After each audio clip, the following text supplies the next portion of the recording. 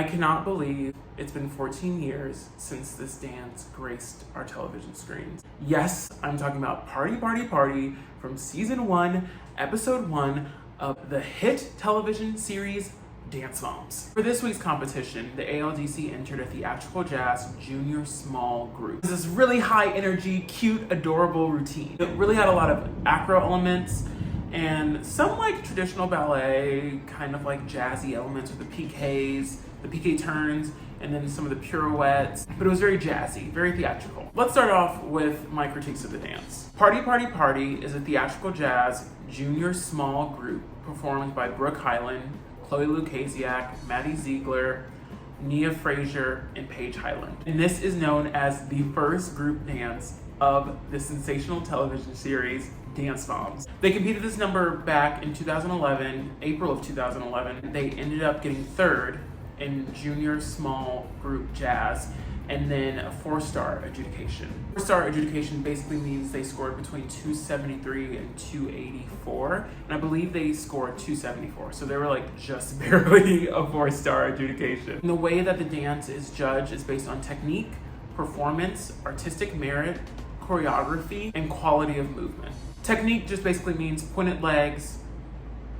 Technique just means pointed feet, straight legs, turnout, all the things that we build in ballet class. Performance has to do with their smile and the character they put on stage, and are they entertaining to watch? And then choreography is all about the flow. Is it age appropriate? We're gonna get into that later. And then just the overall difficulty of the dance. And then you have the quality of the movement, which gets into your artistry, and also a bit of the maturity of the dance. And finally, artistic merit, which is costume, makeup, hair. Technique is the most important, and artistic merit is the, not least important, but it scores the least points. So technique is 30% of your grade evaluation, and then artistic merit is 10%. And everything else just kind of falls in between. Let's start off with some of the acro elements in the dance. The ALDC is known for acro. Abby is an acro teacher. She does acro, she does contortion work. That's like her thing. The acro in a lot of this dance was a little shaky there. Let's start off with Nia totally doing a side aerial on the wrong side. I'm sure that she probably couldn't do an aerial on that side, but like, why are we putting that as the first move of our number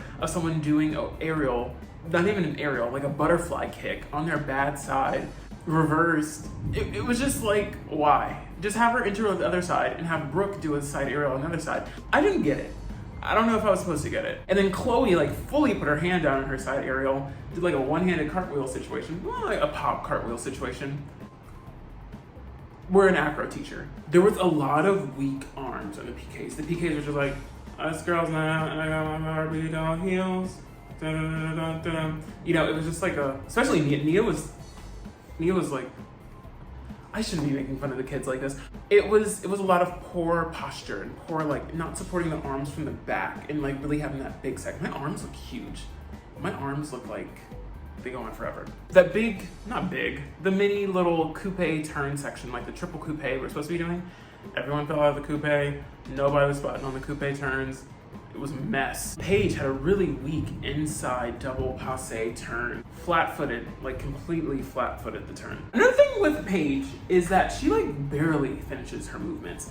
She kind of rushes through the movement and doesn't like finish the movement. And I think a lot of it is like she doesn't really fully know the dance, so she's kind of just like, what's everybody else doing? And then she does it, or she's like, oh, that's this part. Let me make sure I'm like on for this part. But there was never a movement in the dance and I was like, oh yes, Paige knows this. And we're gonna get to the ending where she just like fully, girl. There were some timing issues. Again, we're talking about like 8-year-olds, and I think Brooke was 13, and she's the oldest. And at 13, I was like, I don't even want to think about where I was at 13. There were just a lot of timing issues. People didn't really fully know the steps. You can just tell that the dance was not in their body technically. But it's also concerning the basics of a chin stand, a chest stand, a side aerial, coupe turns, PK turns, an arabesque into a sauté. Basics that we should be getting in our ballet education.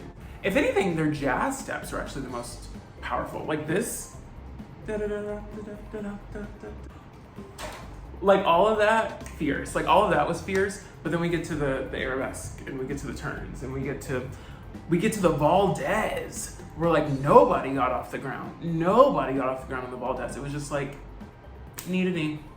Like no one got any air time.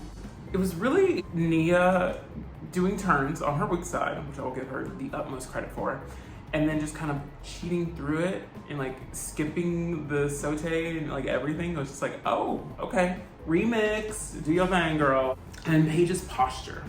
It's just that weird age, you know, I think she was like 11. You're at a weird age where you don't really want to own her body, but I just wanted her to pinch her shoulder blades a bit, shoulders wide and back and down, those like soapy scapulas. I just wanted her to own her presence on stage because she really does have her presence on stage. She's amazing. Obviously, we needed some more time with ballet. Obviously, we needed some more time to get the dance in our bodies. That's also just one of those things that come with age. They're juniors, they're fine. Performance, I have to say that my takeaway performer from this, besides Maddie, was Chloe. Chloe is such a great ensemble dancer, and that is such an employable skill.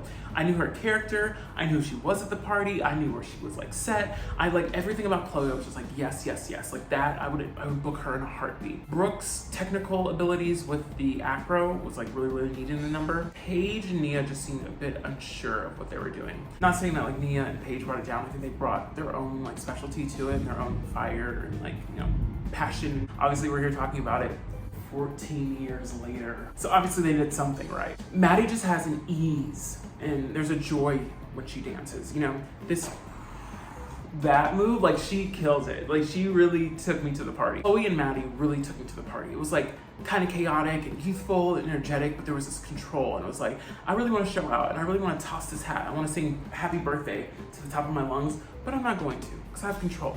My mom's watching me. Also, Melissa's interview in the middle of the song. Homegirl was going through it. Homegirl was having a movie. Homegirl was having a moment. Melissa always reminds me of the mom from Mean Girls. You know that.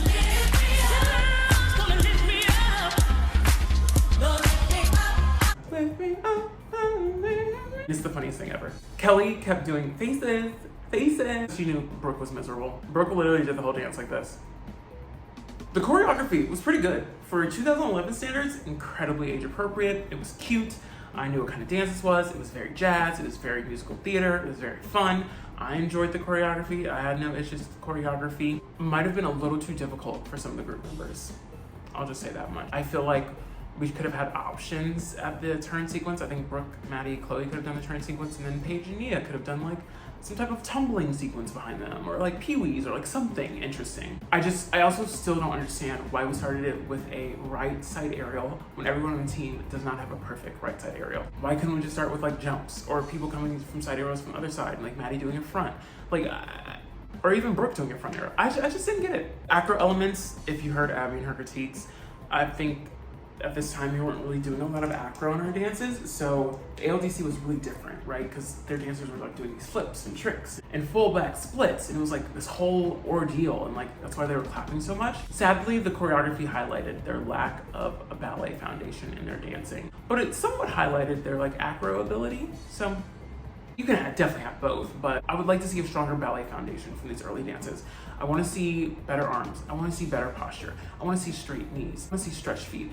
I want to see the posture. I want to see the pelvis tuck under. I want to see the rib cage closed. I want to see them breathing as they dance. Quality of movement, Maddie and Chloe have great movement quality for their age. Such an ability to portray a character. Brooke, obviously she's 13, she has pretty good movement quality. And then Paige and Nia were actually pretty good. For Nia's dance level, for her to keep up and to like not draw your eye crazy was also a testament. Unless you have like a trained dancer eye or some type of like performance capability eye, I don't think you would notice how off Nia was. Artistic merit of the dance was really, really great. I love the costumes. I love the makeup. I could have done with a little bit more glitter, a little bit more blush, always. The hair was fun. The headpieces were fun. I'm always gonna be a fan of tan jazz shoes and tights on children. And the bows on the costume were placed so prettily. Yeah. Bows on the costumes were so cute and so pretty and girly and frilly and fun and pink and candy and ice cream and cake, and I just wanted to go to the party. I'm just being so harsh because I'm so jealous that I wasn't invited to their party, and I want to sing Ashley Jana songs. Overall, I would give this dance about a 274, which means the judges actually gave it like a 90. Overall, I would give the dance like a high B. Like I would give it like an 88, 89. It was just the technique. The technique was huge, and the technique is like what's really taking the score for me, because as we'll see, the ALDC grows and their technique grows as they get more opportunities to perform on stage, find out what choreography works for all of them.